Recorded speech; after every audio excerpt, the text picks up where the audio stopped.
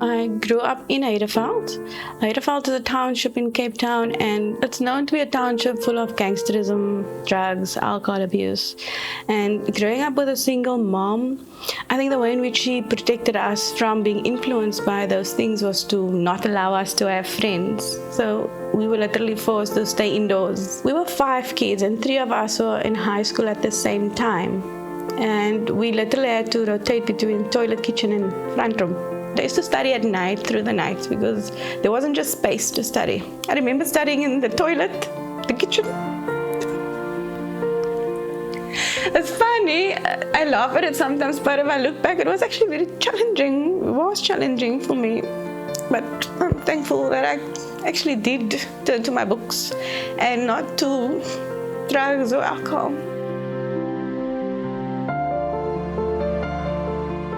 I never defined numbers to be a passion. It was just something that I was good at, and it was a scapegoat.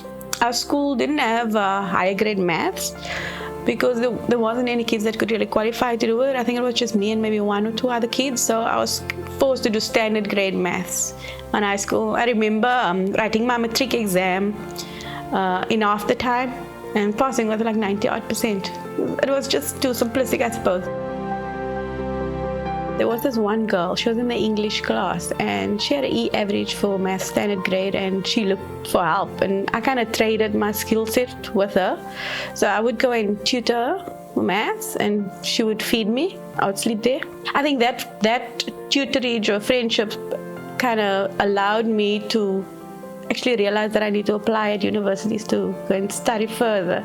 And because of her, I was introduced to a organization called SEEP, and they saw potential in me. Even though I was really just thriving in maths, they paid for my tuition, the books, the toiletries, everything that I needed. When the fund eventually paid out in the first year, I moved to a flat called Napton Bassett in Mowbray. And that, I think, was the start of my journey and my story, actually.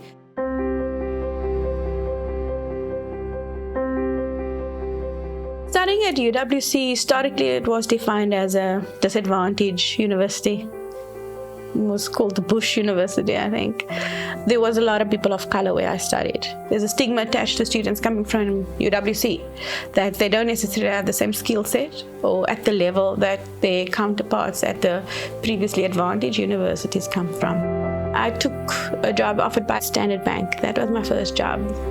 In the corporate sector, it was a challenge for me in the sense that I didn't have the confidence in myself to actually know that I can do the work that is asked of me to do.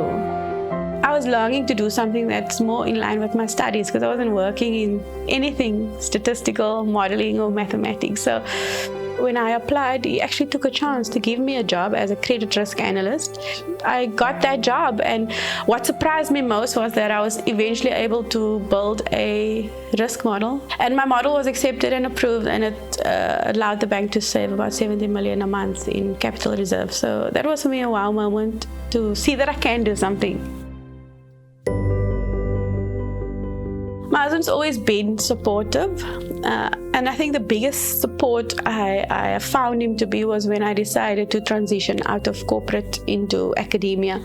And that motivation really stemmed from me having my first child, Claire, and looking at the life and growing through corporate, increasing in my finances, etc.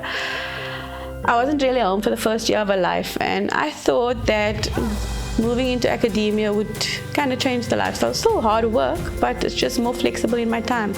And making that transition required me to take a salary cut. I took 1/3 of my salary as a cut, and my husband supported me in doing that, which I'm very, very thankful for to him.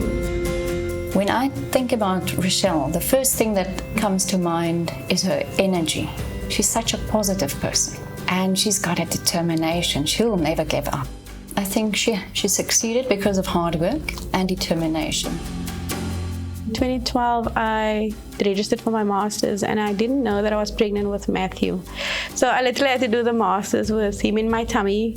I've had to make decisions that I think financially negatively affects our family, but family means more to me than money.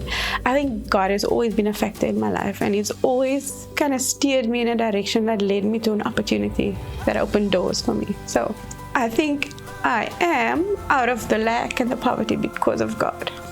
And if you believe there is a God and that He sent His Son Jesus to die for us, if you believe that to the world, that is foolish.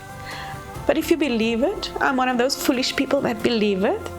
And I think because of that belief, my life has changed. That's my story. That's what I believe.